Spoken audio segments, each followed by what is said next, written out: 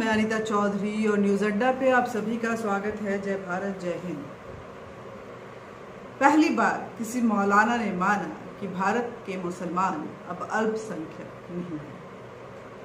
अल्पसंख्यक तो दूसरे लोग हैं, और वो अल्पसंख्यक जो उनके मजहब को नहीं मानते हैं, उससे राजी नहीं होते हैं।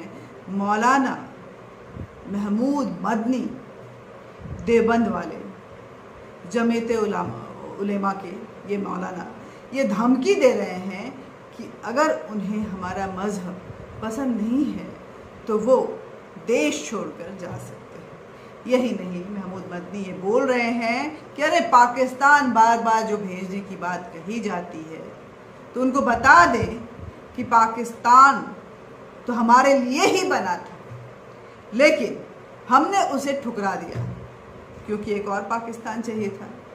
जिस तरह से वो धमकी देते हुए आज नज़र आ रहे हैं, ये देवबंद की बैठक है जिसमें उलेमाओं की बैठक में ये महमूद मदनी ये बोलते हुए नज़र आ रहे हैं।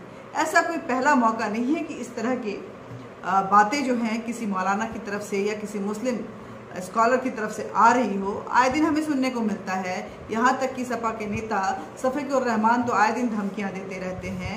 लेकिन इस तरह से बोलना, ये कहते हुए कि अल्पसंख्यक तो वो लोग हैं और अगर वो हमारे मजहब से राज़ी नहीं होते हैं तो वो इस मुल्क को छोड़कर जा सकते हैं, हम इस मुल्क के शहरी हैं और हम नहीं जाएंगे। ये बात मौलाना महमूद मदनी बोल रहे हैं।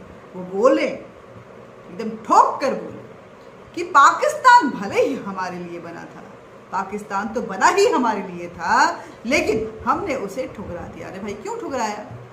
ठुकराने की क्या ज़रूरत थी? आप चले जाते, आपके लिए बना था तो।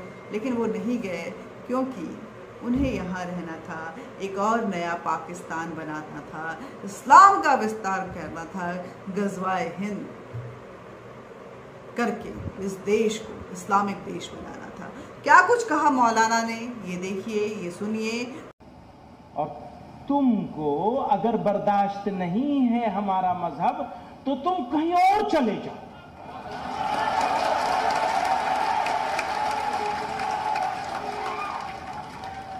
भेजना नहीं है किसी को, भेजना नहीं है किसी को, क्योंकि वो जरा जरा सी बात पे कहते हैं ना पाकिस्तान चले जाओ।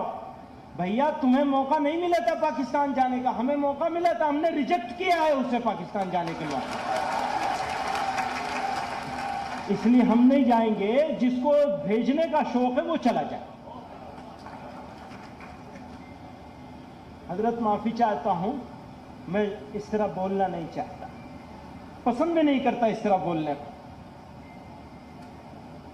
मुनासिब भी नहीं समझता। किसी को जवाब देना, ये बेवकूफ लोग हैं वो जिनको जवाब दे रहे हैं, वो वैसे भी माइनॉरिटी में है।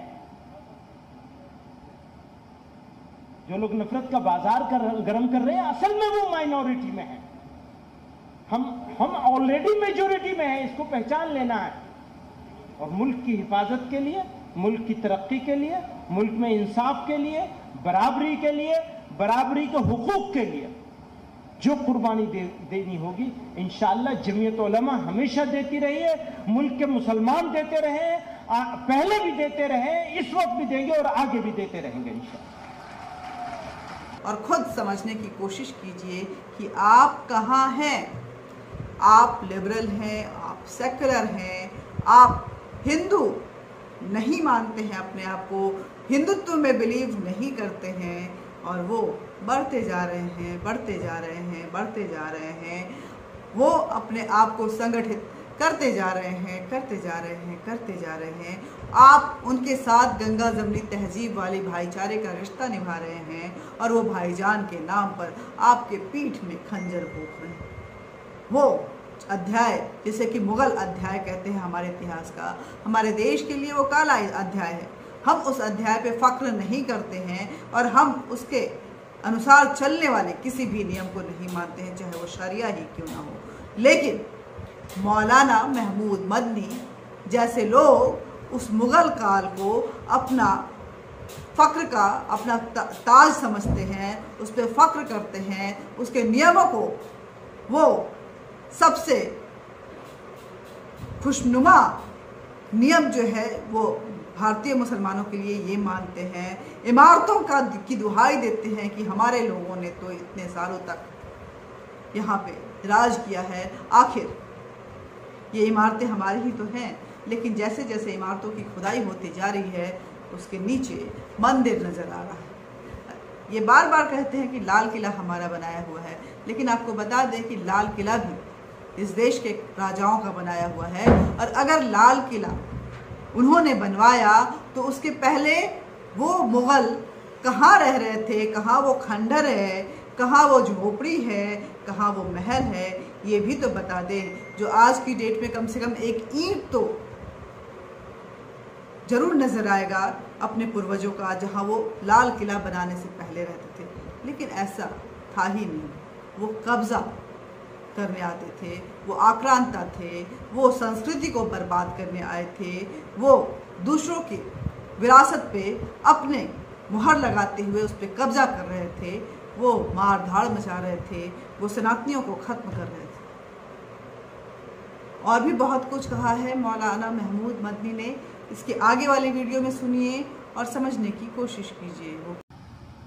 हम तुम्हें बताने की कोशिश कर रहे हैं, डराने की नहीं कर रहे। तुम डराते हो, हम सिर्फ बता रहे हैं कि डराना बंद कर दो, अपनों को भी डराना बंद कर दो, और जिनको तुम गैर समझते हो उनको भी डराना बंद कर दो।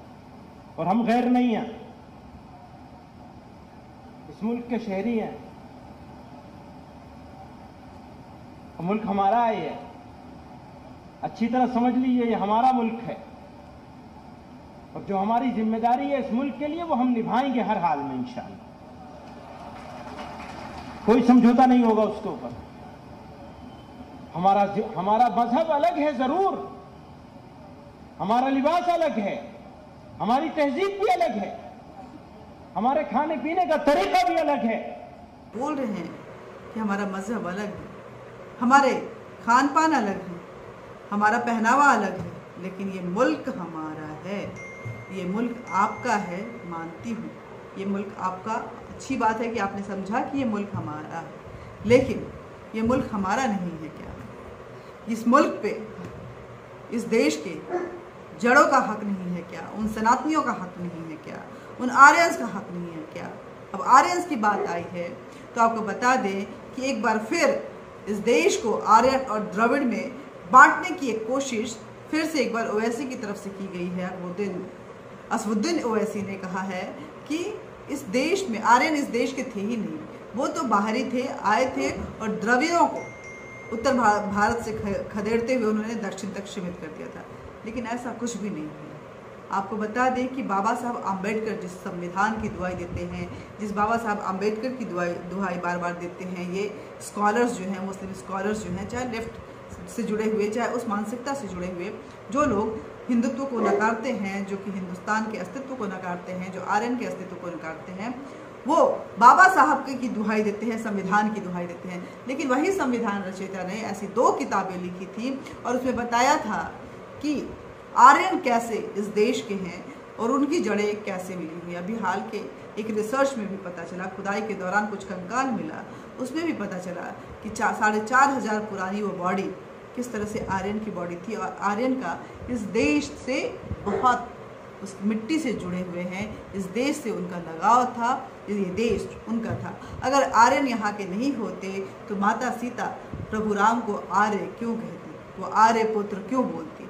ये सारे साक्ष्य हैं जिसको कि वो नकारना चाहते हैं, बांटना चाहते हैं, देश को तोड़ना चाहते हैं, कभी दक्षिण और उत्तर के नाम पर, कभी दलित और सवर्ण के नाम पर, कभी ऊंच नीच के नाम पर, कभी अमीर गरीब के नाम पर, न जाने कितने ही बहाने वो ढूंढते हैं और इस देश में बंटवारा डालने की कोशिश करते हैं। ये देश सिर्फ और सिर्फ आर्यंस के हैं, वो इसके जड़ में समाये हुए हैं। और जो मौलाना महमूद मदनी या ओवैसी इस तरह की बातें करते हैं, वो भी उसी आर्यन के ब्लड हैं, उसी आर्यन का खून उनकी रगों में दौड़ रहा है। उनके पूर्वज वही हिंदू सनातनी हैं, जिनके पूर्वज आर्यंस हैं। इस बात को समझने की कोशिश कीजिए कि बाबा साहब आम्बेडकर बिल्कुल ही इस्लाम के खिलाफ थे। वो बताते थे कि भाईचारे का और भाईजान वाला ये जो मजहब है वो कहीं ना कहीं भाईजान अपनी कम्युनिटी तक ही सीमित रखता है। जैसे ही दूसरे लोग आ जाते हैं वो उनको इस तरह से बाहरी और उपेक्षित करते हुए उनका जीना हराम कर देता है कि भाईजान में भाई कहीं और चला जाता है और जान सासत में आ जाती है, लोगों की जान पे खतरा आ जाता है। ये बाबा साहब अम्बेडकर का कहना है, संविधान रचयिता।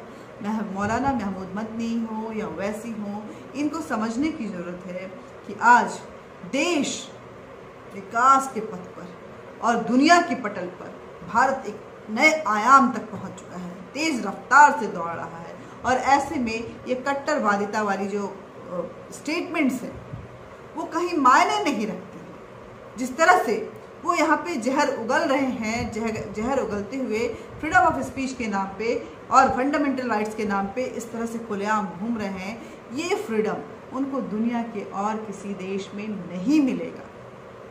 इस बात को समझना होगा, लेकिन साथ में ये भी समझना होगा कि इस देश की विरासत उनकी भी विरासत है, चाहे वो अयोध्या का राम मंदिर हो, चाहे मथुरा का कृष्ण जन्मभूमि या फिर काशी का ज्ञानवापी।